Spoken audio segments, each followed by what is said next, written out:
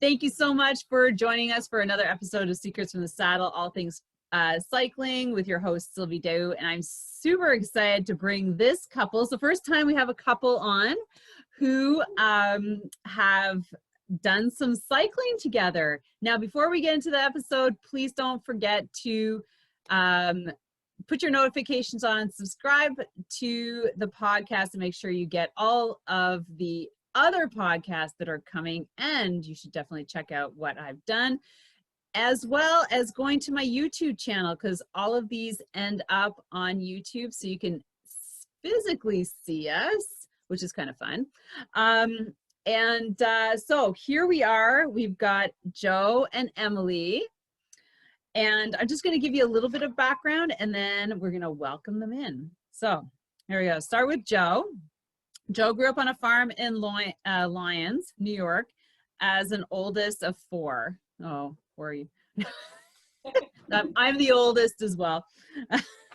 As his current day job, he worked as a nonprofit as a preventative specialist, which is a teacher. So this is gonna make sense. So he's a teacher. He taught in Buffalo at 2 schools from grades kindergarten to grade 8. Now he also manages some rental properties, which is soon to be a full-time job. I don't know if you want me to mention that. But he's coached cross country, girls basketball, flag football, and as a cyclist, he started riding when he was 13 to 15, depending on when he started riding. But he also did some racing, which is cool because I have a racing background as well. He was a Cat 3 and road, but he transitioned from road to mountain, dabbled a little bit in cross, which everybody kind of does, especially if you're from Buffalo. You said Buffalo, right? Mm-hmm. Yeah. But then he got into touring, and that's where Emmalee comes in. So her background is she's an only child. She grew up living with her grandmother, and she's attended Cuca College, yeah. College. And during her second week in freshman, she met Joe. And that's how it started. No, I'm just kidding. And of course, he was into cycling. She wasn't. So that's where we're going to start the whole story soon. They were married a few months later. Want to get into that as well? After graduating, not after after graduation. Yeah, we were together several years after. Yeah. Oh, after graduating. Okay, I read that like you met and then you got married after a few months. I'm like, wow. No. We met and then 4 years later got married after college. Okay. We took 4 years. That was standard. Yeah. So I was like, wow, that was a quick. No, sorry. Yeah. And she's also a teacher. So this is where she works at Montessori as a teacher.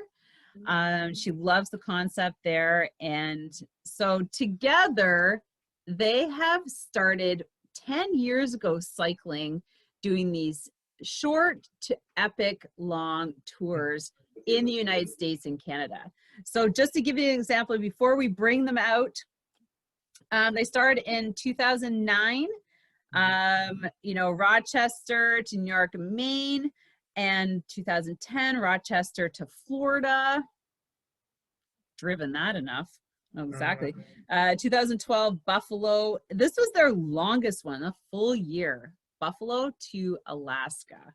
And then they did, some shorter ones from 2008, 19, and 2020 was their last 51-day tour. So welcome, guys. I'm so excited to have a couple here. Thank you for joining the podcast. Thanks for having us. Yeah, thanks for having us. So now, of course, do you want to dive into how, we know where you got started, but how did the topic of cycle touring come up? Oh, Yeah, so when I was in high school, I read a lot of, there's a web page called Ken Kiefer, and I read his cycling stuff, his touring stuff, and he had just a blog. He's has since passed away, but he still his web page is still up, and I think it got me the idea, but I never had anyone to go with. So I did like weird, I would call them weird bike tours. I rode to Buffalo from Lyons, which is about 130 miles, but I would do it in one day. So out to Buffalo, stay at my grandparents overnight, and the next day ride back. And then my other, my grandmother, or grandparents on my dad's side lived out near New York City in this town called Newburgh, which is not really near New York City, but it's near New York City compared to where we live. And I rode there, one time, and then I tried to do it again, and then I like got I didn't make it. It was real hot, and I got a heat stroke, or not heat stroke, dehydrated, and I laid down on the side of the road and whatnot. So those are the police found me, and then the ambulance took me in, right? Oh my God. Yeah, so it was it ended up being a big ordeal. So the rest of the time I was like, you know what? I have to wait until I have someone to go with, and in college it worked out. But I did like big miles as a high schooler, like enough so that the bike shop that I at that point was using, Geneva Bike Center, and they're going to listen to this later, and basically every podcast I talk about Geneva Bike Center. It's the best bike shop. Okay, what's the bike shop name? Geneva Bike Center.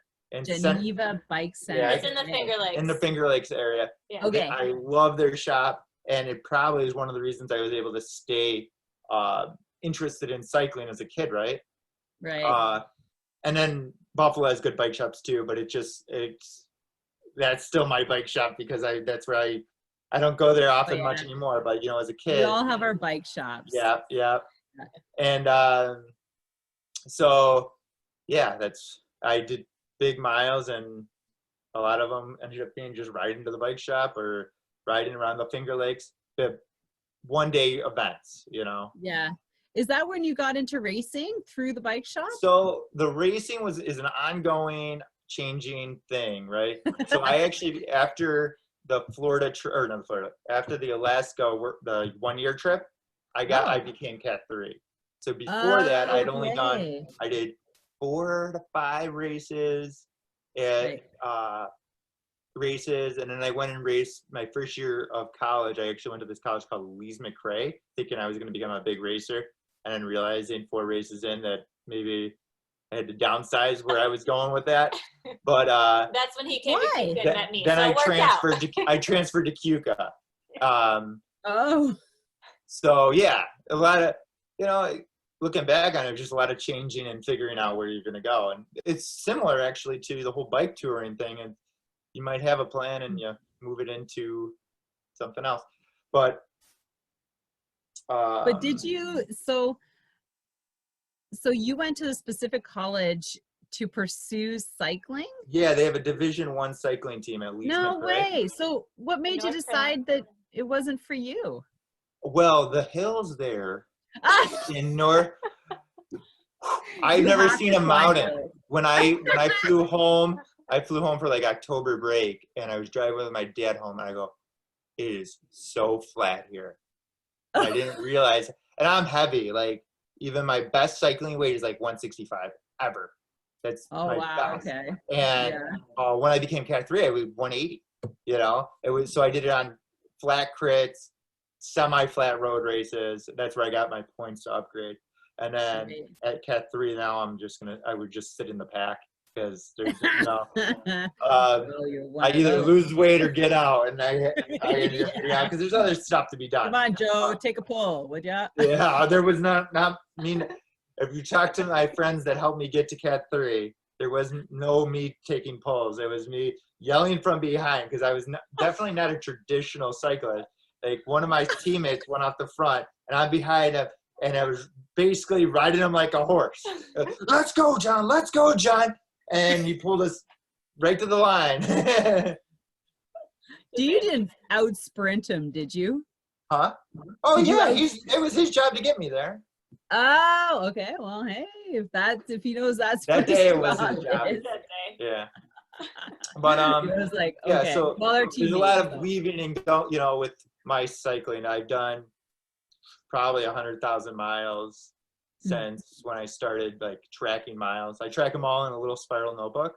You know, the little. Oh gosh, really? I actually have 3 You're of not them on now. Strava, Bike. Joe? Are you on Strava? I am on Strava now. Okay. Yeah, finally, but he still writes them down in the book. I write every ride down. Well, And it's real simple. It's like I started at home, I went to here, I came back. It's a date, the number of miles, and where you went. Yep. It's And then I essentially- number the number of rides or the number of days I rode every year.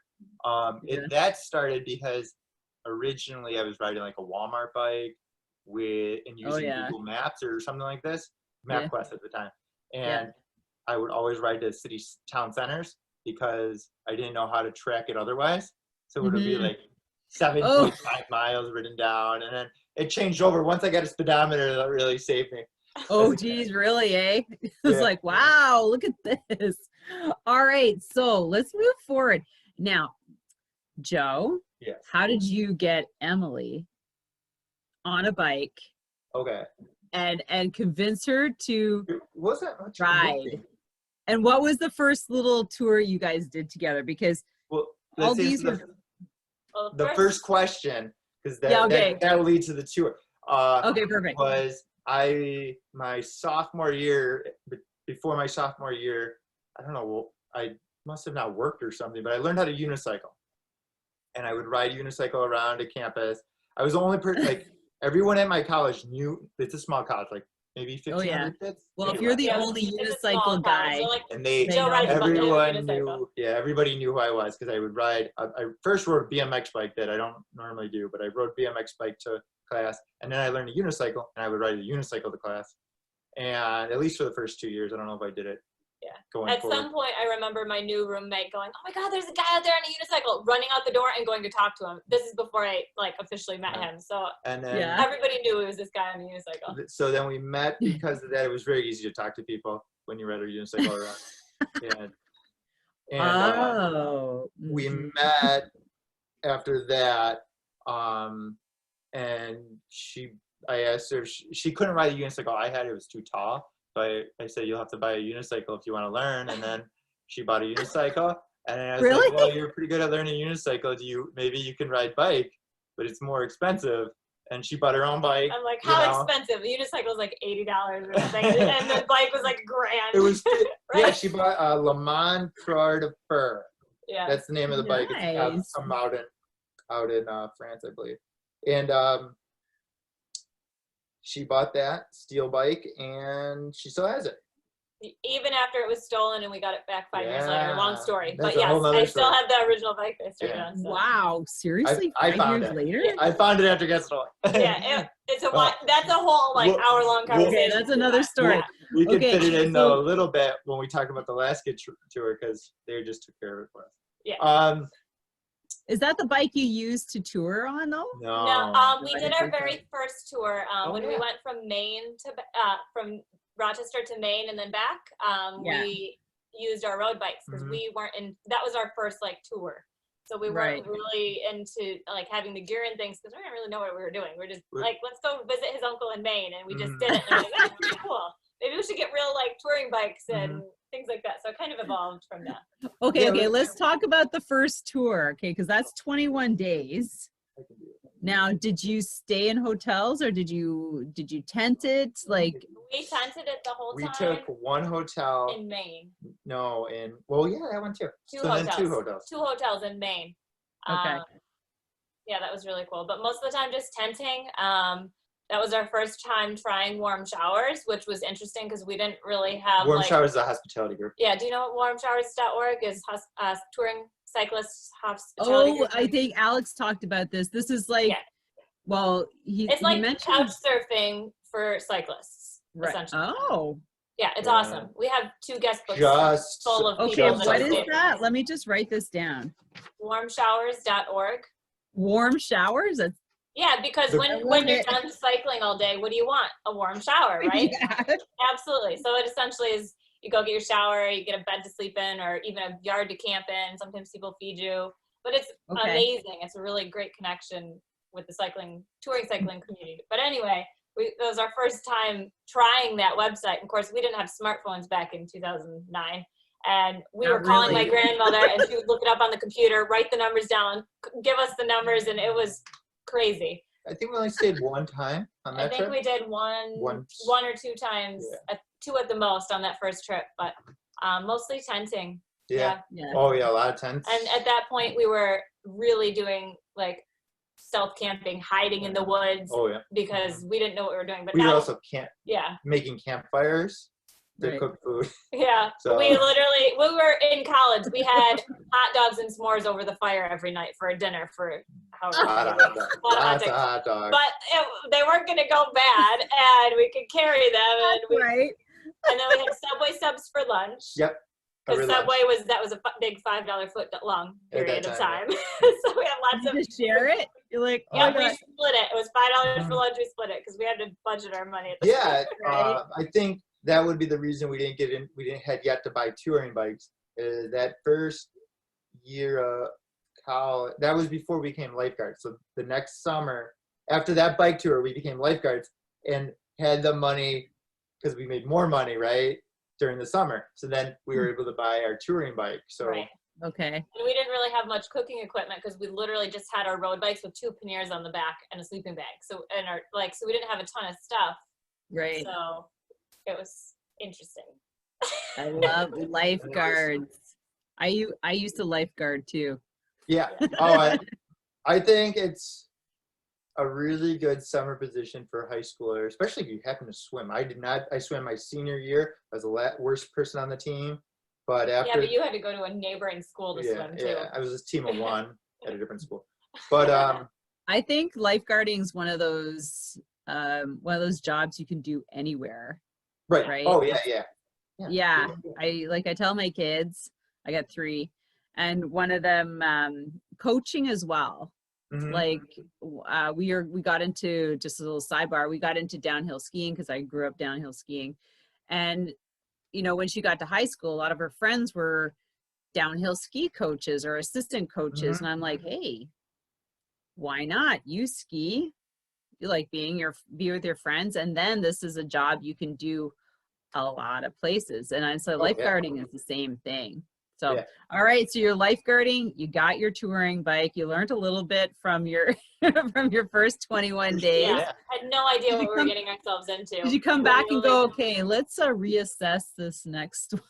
Well, yeah. And at first I didn't understand what we were doing. He's like, we're going to ride our bikes to Maine. I'm like, yeah, this okay. And he's like, it's just going to be like little bike rides every day. But I didn't, I guess I didn't understand. We just kind of pulled out of the driveway and just kept riding and kept going. And like, it was weird because I had never experienced anything like that before. Like, isn't it like 800 miles from here? Yeah. That's actually close to what it was, yeah. Is it? Yeah, it was like 700 or something. Oh, 700 one way, and then we ended up going to my grandmother's house over in Newburgh on the way back. So that crossed off a bunch of states, Vermont, New Hampshire, pretty much Maine, all of New England. Except Rhode Island. Yeah, we missed Rhode Island. Oh, is that when you started this is what you're going to do? Like, no, so there was never, doing all the states was never, for the first 2 trips even during an Alaska trip, that was not the number one goal. It may have came up in conversation during the Alaska trip, but we went from that. We just said we just kept picking locations, which is kind of how I did my bike riding as a high schooler. Yeah. There was 3 miles from my house. There was a sign that had like Rochester 50 miles away, Oswego 50 miles away in the other direction, and then couple other towns. And I was like, all right, I want to get and I was with a couple friends at that point before they quit. And I said, I want to go to all those towns. And then I would find another sign at those towns and ride to those ones, So you just do that. Just quickly add up. We just picked destinations. And then as we started going along, we're like, wow, we got a lot of states done. Maybe that's our new goal. Oh, cool. Oh, it and was then you're not originally the goal. The definitely. first 2 trips, we were literally just going to visit his 2 uncles. Yes. And that was it. My uncle lived in Maine. Now they live in Buffalo, but they lived in Maine at that point.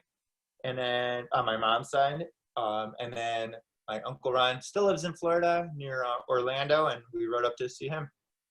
Cool, because I mean, you do need goals like that, right? Right. To, you know, destinations, and that's what's nice about cycling. You know, like all your destinations. We knew if we made it. Yeah. So you went down to Florida. Okay, and that was what? That was your next one. Yeah. So just a second, when did you guys start teaching, like become teachers? Because then you have the whole summers off, right? Is that where? Right. I don't have summers off. He doesn't have summers off really, except for this past year was virtual learning, which is why we were able to do a 2-month tour. Yeah. But normally he doesn't have it off. My nonprofit's a 12-month a year position. We started both our current jobs after the Alaska trip. Yeah. We had graduated college after finishing those first 2 tours, the Maine tour and the Florida tour. And then afterwards, we got married, and then we're like, oh, one of these days, you know, 5 years down the road, we're going to cycle to Alaska. And 6 months later, we left to Alaska. Yeah. We're like, hey, why do we wait? Yeah, we're like, if we wait, we're going to have jobs that we like actually want to pursue for a long period of time. And we're not going to want to quit. So let's do it now, because at the time we were both substitute teachers, and literally we just said, we're not available right now, and clicked it online. And then when we came back, we clicked available and started subbing right away. So it actually worked out perfectly. Yeah, the day we came back. Oh, awesome. Yeah, we started working the day we came. Yeah. A lot of it. So the reason for the Alaska tour is I'd already been out of college for like 6 months, and then she got out, and neither of us were able to like just get teaching jobs. And after we got married in August 2011, probably within a week, we were living at one of the first rental properties, which is why I like the idea of you talking about it. I was taking care of 2 properties, the house I lived in, which my dad owned, and another house my dad owned, which was the first property we got in Buffalo. Right. And we're talking there, and my dad's like, if you're going to go before it gets real busy in life, because it might get real busy, right? You should go. You don't have a job. You don't have any job that you want. I was working 7 days a week, subbing during the week. And on weekends, I was working at Lowe's. And I was like, all right, well, I don't have money, and I have a huge student loan at that time. And he's like, well, I'll cover the student loans with whatever rent comes in from your apartment, and we'll figure it out and go from there. And and then so she was working 7 days a week at a portrait studio. Yeah, I was making more at the portrait studio with all the overtime, so I was working there instead of subbing, which is kind of wild and backwards, but I enjoyed photography a little bit too, so it worked out. So we basically to save up the money for the Alaska trip was at working every single day right through until February, and then we moved out of our apartment. I got it rented to someone. And then we moved in and lived in the same bedroom as my brother was living in for a month a month. And it was a big bedroom, but normally you don't put 3 people in it. One being a married couple. Yeah, well, you're going to be on your own for exactly. Year. It was just a short thing so that we could, before we left on our tour, we wanted to get it rented before we left. So of course, you got to be out. So and that set us up for set us up for Alaska. The Florida trip, which we kind of skipped over that, it was pretty much similar to what we did for Maine, right? Except we did not acquire any cooking stuff. We were still cooking over fires. I think we stuck with we had pots and pans and a grate that went over the fire, so we upgraded a little bit. That was the upgrade. And then we moved to Trek 520s. Yeah, and then we had the full panniers in the front and the panniers in the back. We looked more official at that point.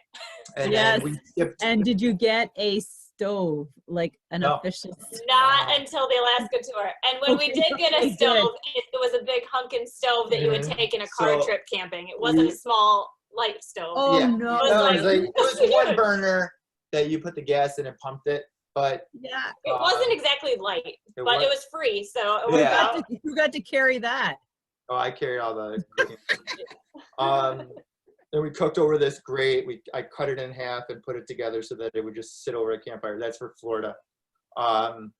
what else? Oh, we missed Delaware, which is important. So the 2 states at this point on the East Coast is Delaware and Rhode Island we missed. And we'll talk about them later. But yeah, that's Florida. And then we did the Alaska thing. Okay, so how did you which route did you go for Alaska? Is that like you skirted the border of we actually went Canada? right out of Buffalo. We crossed the Peace Bridge into Canada and went across to Michigan, took a ferry, and then kind of zigzagged around. Yeah, there's a lake called St. Clair Lake, and there's a bunch of, we took a ferry because we like taking ferries whenever we get a chance. And that gets us to Michigan, and then across to South Dakota. Then we went down to Colorado and Utah, then back up, and then to Alaska, and then took a cruise to Vancouver. Then did the West Coast and Vegas, Phoenix, Dallas, Kansas. We went up to Kansas because we had to get Kansas and Missouri. There's a lot of and then New Orleans, Florida, and then back home. Yep. So it was like not exactly straight. Kind of like zigzagging around. We zigzagged all over the place. Yeah. Yeah, there was a lot of no zigzag. straight route. Hey, let's go over here. Yeah, there was no like. Well, and then we missed North Dakota at the time. It is super windy out there, right? In the Midwest. Oh my gosh, it was. Yeah. We rode into a town that we camped at their church. We started, so the camping changed. Oh, that was the change in the Florida trip. We stopped just camping in the woods and moved over to camping at churches because they have all this green grass, and we would cook our campfire in their woods near them. So we kick away from our tent, cook our little campfire, and make our food, and then come back to the tent. Because most of the time we'd roll up to a church, those cars are like, hey, this is what we're doing. Any chance we can throw a tent up in your backyard? They're like, sure. And like nobody ever it's really. It's almost 100%. Yeah, it's like 98% success rate. And the people are super nice. And yeah, because isn't that part of, because that's what Alex was talking about. There's like this whole community of churches that is on like specific cycling routes. Doesn't sound like you were on a specific cycling I've seen route. a couple of churches on warm showers, but right. A lot of ours were just random. Like they're like, what are you doing? You're actually doing that on a bike. They didn't really know. Yeah. It's like they had never seen anybody doing what we were doing for the most part. Yeah. But we do churches, and just because it was a safe place and it was in town, and if we had permission to be there, it was always good. And since there's so much more community based, it worked out. So we did that a lot. I can see that. Yeah. Yeah. We didn't stick to any major cycling routes for the most part, or like purposely stick to them if we did. And it meant that a lot of times we were meeting people that never saw anyone touring. Yeah. Like on bikes. Yeah. And so you think about the adventure cycling routes, and they're so heavily trafficked by touring cyclists. People are used to it, but we weren't always necessarily on those paths because we were zigzagging all over the place, right? So when your destination was Alaska, what time of year were you up there? Obviously summer? We made it to Alaska. You made it to Anchorage? Yeah. We did Fairbanks. Anchorage, Kenai Peninsula. Kenai Peninsula. Yeah, we originally, we had booked our cruise because that was like what we didn't, we could have ridden back the same road, but we really want to take this cruise as like the normal part of our honeymoon, right? So we booked the cruise for September, the third week in September or something, and we got to Alaska July 23rd. So we were way early. So we bumped the cruise up a week, and then we spent a lot of time riding around Alaska. Right. Nice. I don't know. We were excited to get there, I guess, and got there early. Yeah. Who'd have thought? That's kind of nice. It's better than being stressed about having to get there for a certain date. It worked out too because we had met a grandfather and a grandson team in Watson Lake on the Alaska Highway, and they were going much slower pace than we were each day. And since we were so ahead of schedule, we were able to ride with them, and that worked out great. We met them in this town. We stayed. I don't know. We were excited about it. So the reason we went a certain way going towards Alaska, which we kind of followed the route. It was based on a book. You can't ride. The book's called "You Can't Ride to Alaska Because It's an Island." Because something happened. Because think about it, whenever they draw the map of the world, Alaska and Hawaii are always an island off the coast of California, right? When they draw a map. So that's where the book title came. Yeah, that's where the title of that book comes. And he went to and talked about this Watson Lake place, and we went there, and it's really a cool little town. Like 40 people live there maybe, and they have this sign village. So everyone brings their sign, all these different signs, and it's all over. Yeah, so it was really cool. We were there at least a day, and I met these two guys. I go, oh, you're going towards Alaska. And we hadn't met anyone else going towards Alaska. Lots of people were coming back, also riding bike. Yeah. And I go, oh, we'll ride with you. And I didn't even ask. They just said, we'll ride with you. And he goes, okay, well, we're going to leave in 5 minutes. We're leaving tomorrow. And I go, how far do you go? And he goes, 40 miles a day. I go, oh, we'll catch you tomorrow then. And the next day, leave right now.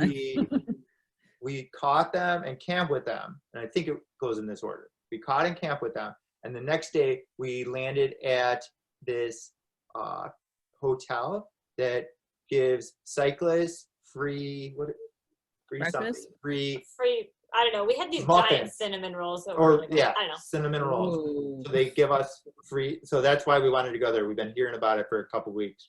Oh, and then God. we get a huge discount on the room rate. So I was like, all right, we're going to stay there. When we got there, we met this couple that had been walking from Mexico. They walked from Mexico, and most of it was in the woods. We don't have any contact information on them, but when they got up above into Canada, they had to go and walk on the roads because they said they would be in the woods for 60 to 90 days, and they didn't have a helicopter to drop them food. So they started walking on roads, but they were walking 20 miles a day or something. Yeah, there's some crazy people. Yeah, we met. They were super nice though. They had a helicopter dropping them food? No, they didn't have it, so they had to walk on the road. Because it's this long stretches of nothing. Right. It's so vast. I mean, when you get up into the Yukon and stuff, if you go say I just walk 2 miles off the road, I'll never find my way back. I believe it. Right? I believe it. Yeah, we watch a lot on the road, so we're safe. I don't know what the original question was. We deviated. Yeah. No, but that was good. All right. So, but no, because I asked you how you went to Alaska. Oh, right. And you guys are up there and then down in the West Coast and then across to Phoenix and Vegas and stuff like that. All right. So here is, all right. So you guys are cycling. Now, can you tell me have you ever in your cycle, during your tours, have you ever felt really afraid at a certain situation or cars, or have you had from cars, yeah, right, a close call? Because there's depends on where you cycle. Not everybody's always. The only part that was really it was scary but more aggravating was we went over the Newfound Gap in North Carolina into Tennessee, and it's this narrow mountain road, and it's the only road, so it's got an insane amount of traffic, and the Smoky Mountains. It's called in the Smoky Mountains. Yeah, Smoky Mountains National Park. And it was just section. Going up was, we're loaded. We can't go that fast, and there's cars that are impatient, and it was they got real close. But it was the only way over too, so it was we didn't really have another. I don't know. That was the only part that was, I don't know, more frustrating. We felt bad that we were holding up traffic for these people that they could get around us as long as there was nobody else coming, but still. There was no shoulder and there was a mountain, so it was kind of nerve-wracking to be riding and then just trying to go up a mountain and these people behind you and there's a cliff there and you're I'm not turning around and I'm not walking. Yes, exactly. So it's not the best, but wasn't that was scary per se. Probably the most aggravating. I remember there was 2 times that cars. She's frozen. Yeah. Really close. You're frozen. Am I frozen or are you frozen? Oh no. All right. Well, I don't know if we're let's just keep talking until they get back. We'll see what happens. Either I'm frozen or they're frozen, but nothing's happening. This is fun. Okay. Actually, this give me a couple minutes to look over my notes. Oh no. Hey gang, well, the unfortunate part about this interview, and I know that you're really enjoying our discussion, was that Joe and Emmalee got cut off and we weren't able to finish the talk. So I hope you enjoyed this, and please share, comment, give us a 5-star review. I certainly love enjoying these and bringing these types of interviews and discussions to the audience. Thank you very much. Oh, one last thing. And if you know of anybody who's extraordinary, please connect them with me. I love bringing cool people to the podcast. Take care and have an amazing day.